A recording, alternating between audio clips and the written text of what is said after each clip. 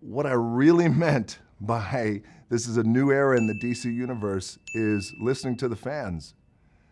Listening to the fans. Now, and doing our best to give the fans what they want.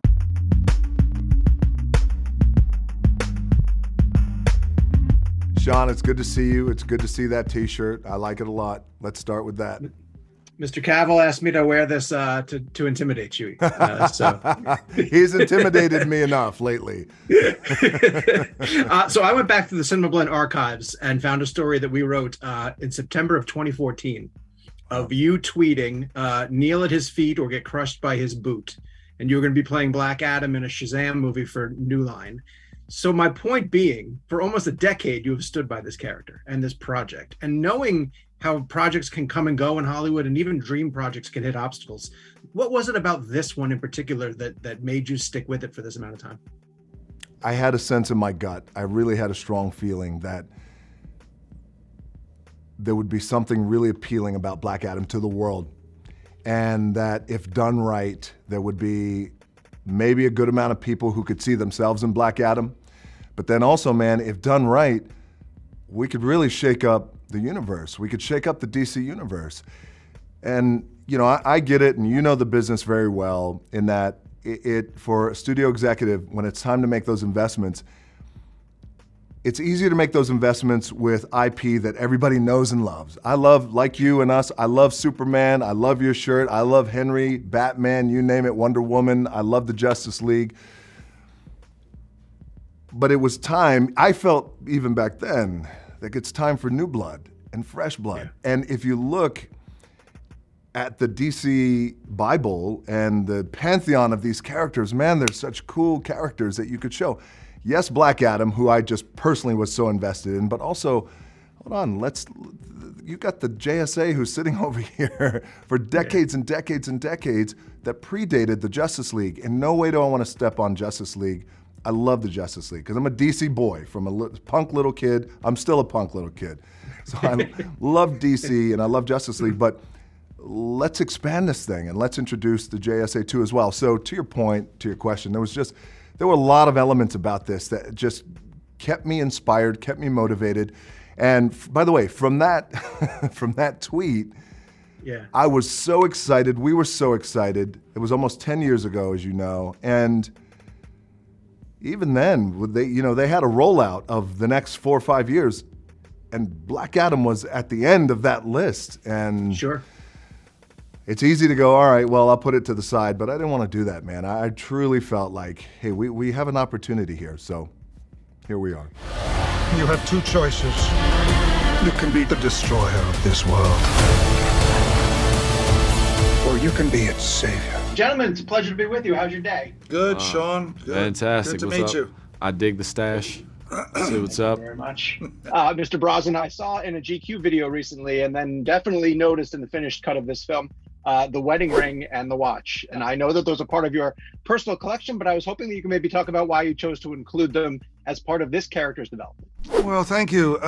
Yes, well, Kent Nelson, he had a wife. He had Enzo was his wife. He is, in my books, he was a widower. And so my wife, Keely, I love watches, and she gave me a beautiful Blancpain there 15, 20 years ago. And the inscription is, time flies on love's wings. And so I thought it was very fitting to wear it as a timepiece for this character. And the wedding ring is my wedding ring. And there is a silver amulet on my right wrist, which is Haida art, which is the mythology of the whales. And so, you know, those three objects became talisman for me. And I don't normally wear them in movies, but that's some of how Dr. Fate came into my being. In this world, there are heroes. I feel the pain in my city wherever I go. And there are villains. Heroes don't kill people. Well, I do. Your director called him the Dirty Harry of superheroes, and there's a great Good and Bad and Ugly reference inside this movie too. Plays with the westerns a little bit. To what extent did Clint Eastwood influence your performance? Greatly. Clint Eastwood has always been my favorite actor, and Wow. always, and especially those movies in the past, Unforgiven too as well. I mean, all of his movies, but especially those westerns, and I will say especially Unforgiven.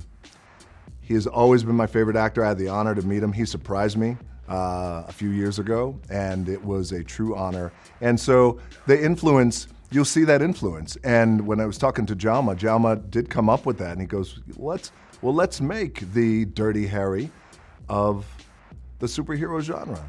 Let's do it. Let's be disruptive. Go ahead. Make my day. So I thank you for bringing up Jaume, man, because it really gives me an opportunity to acknowledge not only his vision, and because he had very specific vision on how he wanted to disrupt, how he saw this interpretation of disrupting, surrounded himself. Lawrence Shear, by the way, our DP, who's now on Joker 2, back on Joker 2, just incredible. He assembled an incredible team, but also just for me personally, this role was a departure from really anything I've ever done. So he really helped me too, as well. I like those kind of characters that operate in the gray. Black Adam, we are kind of discovering this character that we don't know much about him, and he comes into a town that kind of has been oppressed by some bad guys, and he frees them. So that had a kind of a Western feel. Like we've seen Western movies that have done that. So we just played a little bit with that. But so it's not a Western, it's not Dirty Harry. It's a little bit of that overall character that when the system kind of is broken, and which we've seen in a lot of movies, especially in the 70s, you need someone who doesn't follow the rules to kind of help the innocent or the people who are not protected, and that's where Black Adam kind of lives and can thrive. We're here to negotiate your peaceful surrender. I'm not peaceful, nor do I surrender. A lot has been made about how difficult it could be for someone like Dwayne Johnson to disappear into a role. Like we look at him and we see The Rock. But I'm just curious if there was a moment on set or a scene in particular where you finally looked at him and thought like, oh, I don't see Dwayne Johnson anymore. I only see Black Adam. Oh, from the first time I saw him in the suit. I think, yeah, absolutely. I think the way that he kind of has like melted and blended himself into this character is just like amazing. And so, like Noah said, like a little bit is, when we were all there together, it was incredible. It's like, okay, this is like someone completely different and a side of DJ that we like, may not have seen before. And it's intimidating just naturally and very cool, and just, he's incredible to work with. So it was like it was amazing. I gotta be honest, this is no hype. I'm not completely objective. I felt that way immediately. Yes. I felt that way immediately, and I think it was the apartment was the first scene we shot together, and just seeing him be so dry and evil but casual about it. Yeah. Like, it was just hysterical to me. And in that moment, I was like, oh, this is special. This is really what the amazing body of work that he has is all culminating and coming to a really in a fantastic way, with Black Adam. And then the other scenes, whenever he's just floating above you when you're filming, I don't know if you've ever experienced this, but that's pretty ridiculous. Like, the perfect lighting, and he's just there, and it's glowing behind him. I looked at him when we were doing the pickups. I was like, this is just fucking ridiculous. I mean, I have no other way. He did that to me last week. I walked outside, and he was outside my house, just floating over. I don't fly. I get big. That's what I do. I don't care how many projects that you get to do over the course of your career. Playing a superhero in a blockbuster like this is going to be special for so many various reasons. And I want to know what you remember about the day on set that you saw yourself in a finalized version of what your Atom Smasher costume was going to look like. Well, it wasn't on set, actually. It was in a fitting. and I was with Kurt and Bart and you know the team of stylists, and I sat there. They gave it to me, and I put the hood on, and they zipped me up, and then I turned and I faced the mirror, and the 4-year-old in me just like exploded. It was so cool. I couldn't believe it. It was like, oh my God, this is real. Let's do it. And then we showed up on set, and that was a whole different ballgame. This is phenomenally special in so many different ways. This is very rare air that we get to breathe as actors. Regardless of how many projects come along, there aren't many projects that can fit this bill, right? So I understand how special and unique this is. Stepping into seeing myself in the costume and sort of the full nature of things. I never really fully saw everything until, you know, the film was pretty much done, where I saw myself full wings and all. And the very first time I saw that, it was everything beyond what I could have ever imagined. And I knew it was special to me before, but that just completely, you know, expounded things 1,000-fold, because that's when you really see all of the hard work that you put in, every choice that you made, it all really comes together in a glorious way. But it's so far beyond, it's so much better than, it's so much more grand than what you could have imagined. And you just sit back and you kind of live in the wonderment of that. And it's an experience that's really hard to explain, because it's almost like you don't believe it. So for me, I'm still sort of living on in the high of what that felt like. It's wait till you get to watch it with fans. Just wait to get to watch it with an audience. I cannot wait for that. I can't wait. Be prepared. You guys have been having to talk about this film for a long time. The release date keeps getting pushed, or kept getting pushed back, and for the right reason. We wanted to wait till it was in theaters and fans could enjoy it together. But because of that, you guys have had to deal with very vocal fans. I'm just curious what it's been like hearing the anticipation for the movie and just the hype that gets built up for it. How plugged into that were you guys even, or did you just put it out of your mind and when it opens, it opens? I mean, I wasn't out of the mind. Out of the mind, yeah. I wasn't really looking at any of it. But what I can tell you, and maybe you agree with me when I say this, it feels like a tsunami wave is coming.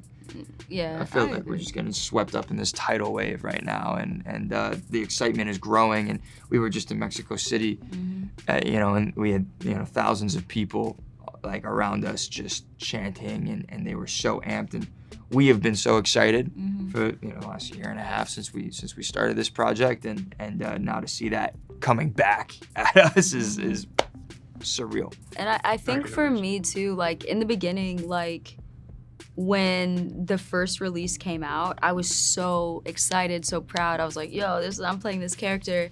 And I saw like a few of kind of like how people felt about me playing this character that's represented differently in the comic. And for me, that was kind of like the start of being like, all right, cool. Like that's how you feel, that's how you think. But I know I'm going to bring something special and authentic that goes past the bounds of race, gender, identity, whatever, and make something that I'm proud of and that is a solid representation of who this character is in the comics. And that is, you know, that was exactly my goal, and I couldn't be more proud of it and more proud of everyone else. Good. That's also what the block button is for, when you just see stupid shit like that. No, because I'm just like, I can't block it. Like, people should see how mean people are. Yeah. But also at the same time, you know, it's like, what are you going to do? You can only keep going and keep doing the work. Fuck yeah. Period. Point up at the screen and say, that's me. All day. Yeah. Sorry, that's all the thing. day. That's Cyclone now. Look, that's who it is. However you feel about it, that's Cyclone. But that's Cyclone. I just got goosebumps. They're gonna kick me out of here, but do you plan at this moment to make the movie that is teased in the end credits? Absolutely. That is the whole point of this, man. Thank you for asking that. And I have been saying for some time, there's a new era in the DC universe that's about to begin. And what I meant by that was introducing a brand new character. It's not a sequel, not an existing IP. It was you know, Black Adam. 2 years ago, the world had no idea who he was. We did, but not, you know, the rest of the mass. out there, introducing the JSA, introducing that new era of the DC universe, but also what I really meant by this is a new era in the DC universe is listening to the fans. Listening to the fans. Now, and doing our best to give the fans what they want. And maybe sometimes down the road, and I went through this in pro wrestling, is you can't always give them what you want, but you'll always know that we're listening. And in this case, with what you and I are talking about, I have been listening and I've been wanting to address fans for years because I've been waiting for someone to step up and address the fans and say, hey, we hear you. So finally, after many months turned into many years, we ended up with what we ended up at. And the whole goal and intention now is to this new era, new time. Now let's build out. There's no one on this planet that can stop me.